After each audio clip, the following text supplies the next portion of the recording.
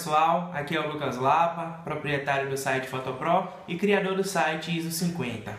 Hoje eu estou aqui para falar para vocês um pouco mais sobre o sensor full frame nas câmeras DSLR, quais as características desse tipo de sensor, as vantagens, desvantagens e também o que seria um sensor cropado. Vamos lá?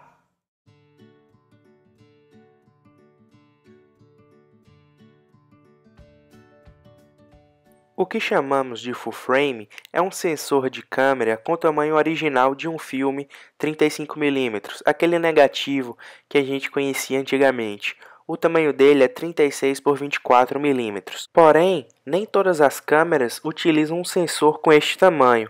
Para baratear, os fabricantes oferecem uma versão reduzida, que são os sensores cropados. Quando a gente utiliza o termo cropado, ele vem do inglês da palavra crop. Crop quer dizer cortar. Cropado seria algo como que recortado, apenas um recorte do tamanho original, que seria o sensor full frame. Os sensores cropados são uma versão menor dos sensores full frame.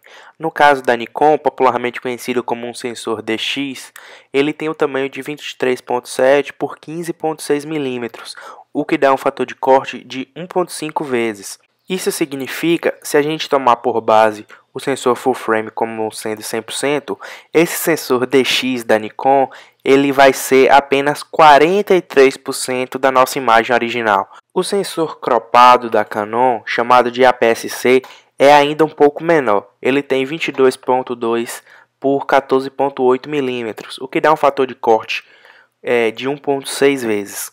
Novamente, tomando como base o full frame como sendo 100%, o sensor da Canon seria algo como em torno de apenas 38% da imagem original. Nessa imagem, podemos perceber claramente a diferença de tamanho entre um sensor full frame à esquerda e o sensor cropado à direita. A nossa lente tem um formato esférico, porém ela projeta a imagem em nosso sensor, que tem um formato retangular.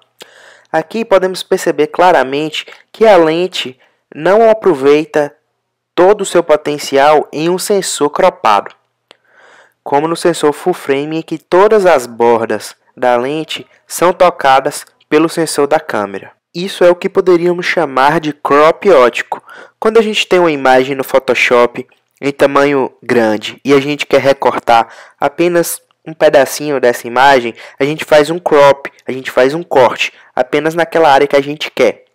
É como se fosse mais ou menos isso no sensor cropado. Aí teremos um crop sem muita perda de qualidade, como o crop que a gente tem no Photoshop. No crop ótico, a gente vai estar fazendo um corte, só que com todos os megapixels concentrados naquela região.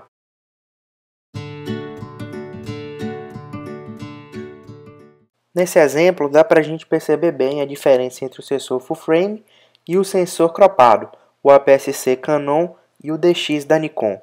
Percebam o tanto de área que a gente perde ao deixar de usar um sensor full frame. Agora que você já aprendeu a diferença entre os sensores e entendeu o fator de corte, que gera mudanças no ângulo de visão da nossa fotografia, representando assim uma perda de área que poderia estar sendo enquadrada em nossa cena, vamos ver alguns exemplos do uso de lentes em câmeras cropadas e full frame. No primeiro exemplo, temos aqui uma lente de 24mm. Na imagem acima, podemos perceber que ela fica bem mais próxima a utilizar uma câmera 50D, que é uma câmera de sensor cropado, do que na 5D, que tem o sensor full frame. Na 50D, para termos o mesmo ângulo de visão que temos na 5D, teríamos de utilizar uma lente 15mm. Nesse exemplo, a gente tem a lente 50mm. Talvez hoje a lente mais popular entre os fotógrafos. Novamente, a título de comparação, para termos o mesmo ângulo de visão na 50D que temos na 5D, teríamos de utilizar na 50D, que é uma câmera de sensor cropado, uma lente de aproximadamente 30mm. Nesse último exemplo, temos aqui uma lente 85mm e a título de comparação, para termos o mesmo ângulo de visão na 50D que temos na 5D, precisaríamos utilizar uma lente de aproximadamente 53mm. E na comparação inversa, se quiséssemos ter o mesmo ângulo de visão da 50D na 5D, teríamos de utilizar na 5D uma lente de aproximadamente 135 milímetros. E para fazer essas conversões que eu acabei de falar, basta obedecer aquele fator de corte que eu ensinei para vocês no início do vídeo. Câmeras Nikon, basta multiplicar os milímetros da sua lente por 1.5, ou em câmeras Canon, você multiplica os milímetros da lente por 1.6. Novamente, mais um exemplo, agora com uma lente 35 milímetros. Se eu quero saber que lente eu tenho de usar para ter a mesma perspectiva na 7D, que é uma câmera cropada, que eu tenho na 5D, que é full frame, basta dividir 35 mm por 1.6, que dá 22 mm. Ou se eu quero saber o inverso, qual a lente que eu tenho de usar para ter na 5D full frame a mesma perspectiva que eu tenho numa 7D cropada, eu multiplico 35 por 1.6, que dá 56 mm. Então, além de estar livre do fator de corte, o sensor full frame traz mais qualidade para minha fotografia? E a resposta é sim. O sensor full frame traz mais qualidade para suas fotos. Elas se tornam mais nítidas e o sensor full frame tem mais alcance dinâmico, o Dynamic Range, que é a capacidade de captar variações de luz. Então, o grande, se não o maior diferencial das câmeras com sensor full frame é a possibilidade de utilizar ISOs altos sem muita granulação. A título de comparação, uma câmera Canon 6D, que é full frame, a gente pode trabalhar com ISO em torno de 6400 sem muita granulação, enquanto que em uma câmera 60D, que é cropada, a gente só pode trabalhar em torno de 1600 de ISO. Isso se deve ao fato de que, como o sensor full frame é maior, mantendo-se mais ou menos o mesmo número de megapixels, temos pixels maiores no sensor full frame, que permite uma melhor absorção da luz. E para quem gosta de fotografar sem flash, uma câmera full frame é quase que imprescindível. Quem fotografa à noite, faz casamentos e eventos noturnos, onde geralmente os salões de cerimonial e as igrejas são um ambiente normalmente mais escuros, o sensor full frame lhe permite uma maior flexibilidade. Quando um fotógrafo chega a um evento, normalmente a cenografia já está toda feita e a iluminação está de agrado com o cliente, aquela luzinha baixa, ambiente com um clima mais intimista, ou luzes que valorizam apenas uma parte da cena. Nessa situação, muitos fotógrafos acabam estragando toda a cenografia feita, introduzindo aqueles tripés com luzes halógenas bem fortes, iluminando todo o local com a desculpa de poderem fotografar melhor. Porém, todos os detalhes e o clima original do ambiente é perdido.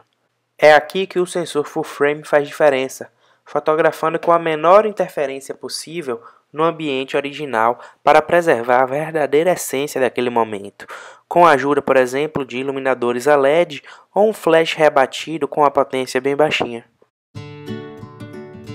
Reparem nessas fotos que eu estou passando para vocês, como o fotógrafo Nelson Neto conseguiu captar o máximo possível da iluminação ambiente que ele tinha, da iluminação disponível, sem interferir tanto na iluminação já existente naqueles ambientes que ele foi fotografar.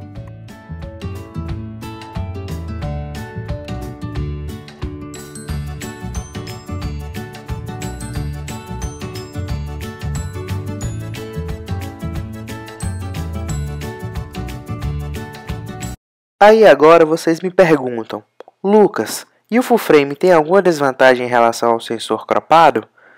Assim, podemos citar como desvantagem o maior preço das câmeras com esse tipo de sensor e também das lentes utilizadas para câmeras full frame, que também tem um valor mais elevado. Então, ao investir em lentes, sempre procure saber se aquela lente vai lhe servir posteriormente caso você tenha um corpo de câmera cropado e pretende trocar por um corpo full frame. Outro ponto a ser observado é que ao utilizar um corpo full frame, para ter um alcance maior, ou seja, uma cena mais fechada, com menos informações em cena, você vai precisar de lentes mais longas do que seria preciso em um corpo cropado, e lentes mais longas sempre custam mais caro. Então é isso aí, pessoal. Espero que vocês tenham gostado do vídeo e que ele tenha sido esclarecedor. Se ainda restou alguma dúvida ou você tem alguma sugestão, deixa um comentário aqui embaixo do nosso vídeo e eu vou tentar responder todo mundo. Se você gostou do vídeo, clica aqui embaixo em gostei E também se inscreva no nosso canal, assim toda vez que surgir um novo vídeo, você vai ser o primeiro a saber. Compartilhe também nas redes sociais para todos os seus amigos verem esse vídeo. Valeu? Obrigado!